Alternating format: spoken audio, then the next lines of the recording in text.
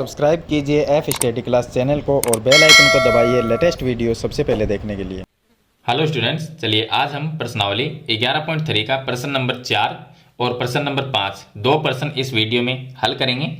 अगर आपको इससे पीछे वाले क्वेश्चन के आंसर देखने हैं तो इस वीडियो के डिस्क्रिप्शन में आपको प्ले लिस्ट का लिंक मिल जाएगा, उस पर क्लिक करके आप पीछे वाले सभी वीडियो के हल हैं वो देख सकते हैं। तो चलिए हम प्रश्न नंबर 4 को हल करते हैं। तो आप वीडियो को लाइक कर दीजिए और चैनल को सब्सक्राइब कर लीजिए ताकि ऐसी वीडियो आपको आगे भी मिलती रहे। देखिए प्रश्न नंबर 4 में दिया गया है कि रुखसार ने 1 मीटर गुणा 2 मीटर गुणा 1.5 मीटर माप वाली एक पेटी को बाहर से पेंट किया। यदि उसने पेटी के तल के अतिरिक्त उसे से सभी जगह से पेंट किया, यानी कि जो बक्सा होता है, संदूक होती है या पेटी कह सकते हैं, उसका जो तल होता है नीचे वाला पृष्ठ, अब पेंट पेटी को कहां से किया गया? बाहर से। अंदर पेंट नहीं किया गया, बाहर किया गया है। तो उसके बाहर पेंट करेंगे तो पेंट कहां पर होगा? नीचे के तल को छोड़ के, उसको छोड़ के सभी जगह पेंट किया है। तो ज्ञात कीजिए कि उसने कितने पृष्ठीय क्षेत्रफल को पेंट किया। तो उसका पृष्ठीय क्षेत्रफल कितना होगा? अब देखिए, अगर पेटी हो इस साइड, मान लीजिए ये एक पेटी है, 1 मीटर 2 मीटर और 1.5 मीटर, तो चौड़ाई इसकी 1 मीटर, लंबाई इसकी 2 मीटर और ऊंचाई इसकी 1.5 मीटर है। इस पेटी को उसने बाहर से पेंट किया है। तो बाहर अगर इसको पेंट करते हैं बाहर से, तो इसके जो नीचे का जो तल होता है नीचे वाला, उस पर पेंट नहीं किया जाता। सिर्फ हम पेंट कहां पर करेंगे? इसका जो ढक्कन होगा उसके ऊपर, ये जो इस साइड के दोनों हिस्से हैं उन पर, और एक ये आगे वाला और एक इसके पीछे वाला। तो देखिए 1 2, एक ऊपर का ढक्कन 3, एक ये हिस्सा 4 और इसके पीछे वाला 5 हिस्सों में नीचे वाला जो तल है, अगर उसको मिला दिया जाए तो 6 हिस्से होते हैं, यानी 6 पृष्ठ होते हैं। लेकिन नीचे वाले तल पे पेंट नहीं होता, 5 हिस्से पर पेंट होता है, तो इसके 5 पृष्ठ हो गए। तो हम निकालेंगे 5 पृष्ठ का क्षेत्रफल। अब ये जो पेटी है इसमें लंबाई, चौड़ाई और ऊंचाई तीनों चीज दी गई है। तो ये पेटी जो है, पेटी कैसी होती है? गनाब के आकार की। अगर उसके लंबाई, चौड़ाई, ऊंचाई उसमें दी गई है, अलग अलग हो तो इसमें देखिए चौड़ाई, लंबाई और ऊंचाई सभी अलग अलग है। तो ये गनाब जैसी पेटी है। अब जो गनाब होता है, गनाब का संपूर्ण पृष्ठीय क्षेत्रफल का जो सूत्र होता है वो होता है 2 गुणा लंबाई गुणा चौड़ाई प्लस चौड़ाई गुणा ऊंचाई प्लस ऊंचाई गुणा लंबाई, ये होता है। लेकिन ये तब होता है जब इस पेटी के 6 पृष्ठ का क्षेत्रफल ज्ञात करना हो। लेकिन हमने तो नीचे वाले पृष्ठ जो इसका तल है उस पर पेंट किया ही नहीं, तो उसके अलावा 5 पृष्ठ के ऊपर पेंट किया है। तो हमें 5 पृष्ठ का क्षेत्रफल निकालना है, और ये जो सूत्र होता है ये 6 पृष्ठ का होता है। तो एक पृष्ठ को हटाएंगे कैसे, माइनस कैसे करेंगे? तो देखिए इसमें क्या होगा कि नीचे वाला जो तल है उसमें क्या होगी? उसमें एक तो लंबाई होगी और एक चौड़ाई होगी। एक तो ये लंबाई होगी नीचे वाले में और एक ये चौड़ाई होगी, उसमें ऊंचाई नहीं होती। तो एक लंबाई चौड़ाई को हम माइनस कर देंगे इस सूत्र में से, बाकी 5 पृष्ठ का क्षेत्रफल आ जाएगा। अब हम यहाँ पर निकालेंगे कि पहले तो हमें देखिए लंबाई दी गई है, लंबाई दी गई है 2 मीटर, ये आगे 2 मीटर, और उसके बाद में आती है चौड़ाई, चौड़ाई हमें दी गई है 1 मीटर, तो यह आ जाएगा 1 मीटर, और ऊंचाई जो है वो 1.5 मीटर, तो ये आ गया 1.5 मीटर, ये ऊंचाई हो गई। अब 5 पृष्ठ का क्षेत्रफल निकालना है, तो हम निकालेंगे पेटी का पृष्ठीय क्षेत्रफल, पृष्ठीय क्षेत्रफल निकालेंगे।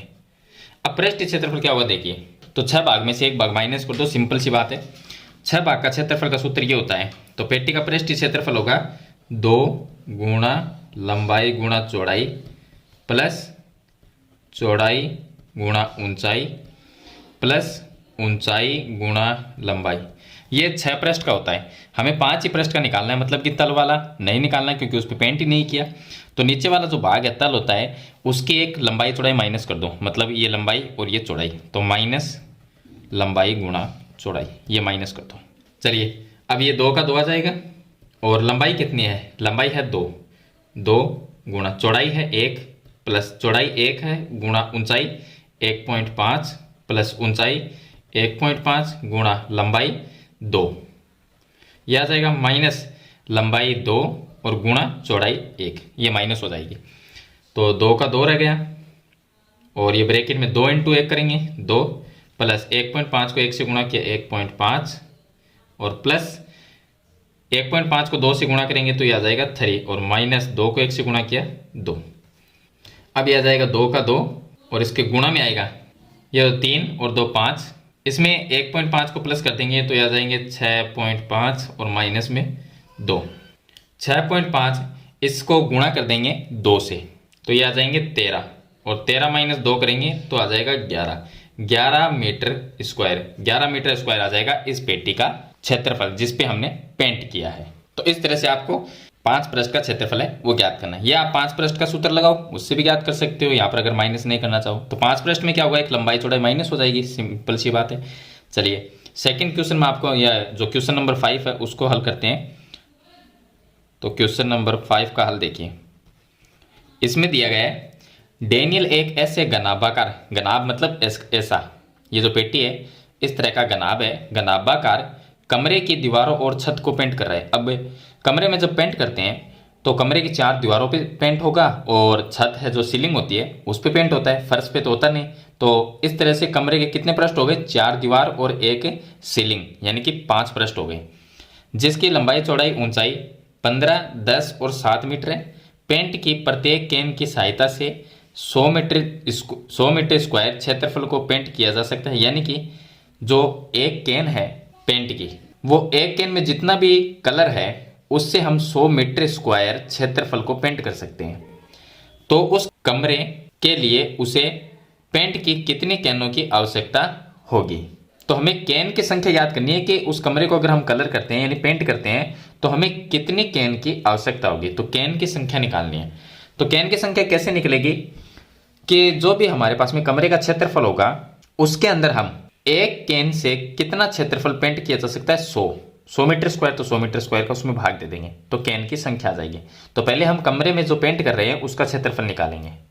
तो यहाँ पर लिखना है आपको कि जो लंबाई है, लंबाई हमें दी गई है यहाँ पर 15 मीटर, तो ये आ गई 15 मीटर, और जो चौड़ाई है वो हमें दी गई है 10 मीटर, तो ये आ गया 10 मीटर, और ऊंचाई है वो इसमें दी गई है 7 मीटर, 7 मीटर ऊंचाई होगी।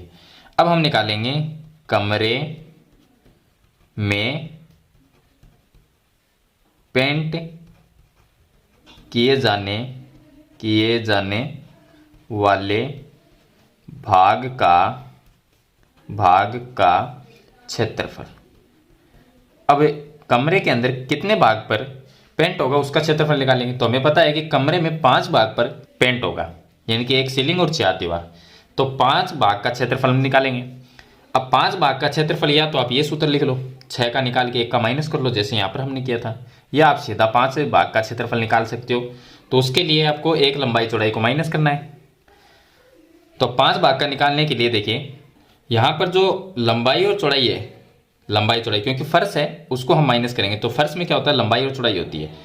तो ये लंबाई और चौड़ाई एक बार लिखनी है, बाकी सभी को 2-2 बार लिख दो। तो आप ऐसा लिख सकते हो 2 गुणा चौड़ाई गुणा ऊंचाई, ये लिख सकते हो, प्लस ऊंचाई और लंबाई को 2 बार लिखो तो 2 गुणा ऊंचाई गुणा लंबाई, और प्लस लंबाई और चौड़ाई को एक ही बार लिखना है क्योंकि फर्श है उसमें लंबाई चौड़ाई को एक लंबाई चौड़ाई माइनस हो जाएगी, कम हो जाएगी। तो यहाँ पर लंबाई गुणा चौड़ाई ये लिख सकते हो।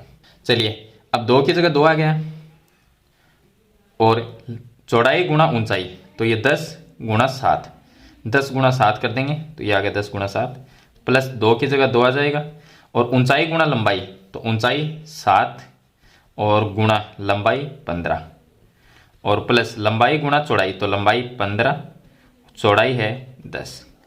अब ये आ गया 70, 70 को 2 से गुणा करेंगे 140, प्लस 15 को 7 से गुणा करेंगे 105, 105 को हम 2 से गुणा करेंगे तो ये आ जाएगा 210, और प्लस यहाँ पर 15 को 10 से गुणा कर लेंगे, तो 15 को जब 10 से गुणा करेंगे तो ये 150 आ जाएंगे, और तीनों का योग करेंगे तो आ जाएगा 500, इनका योग करेंगे तो 500 मीटर स्क्वायर।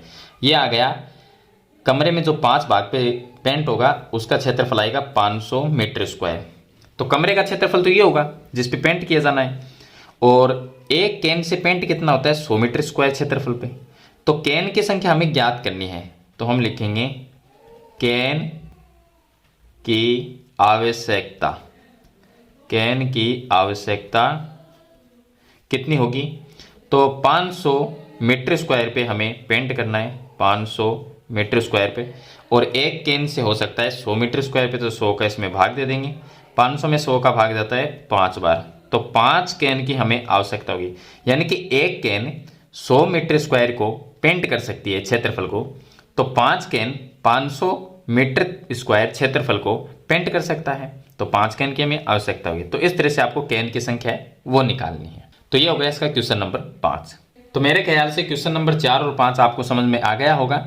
वीडियो पसंद आए तो लाइक और शेयर जरूर कर देना, चैनल पे नए हैं तो सब्सक्राइब करना। हम मिलते हैं नई वीडियो के साथ, तब तक के लिए थैंक यू।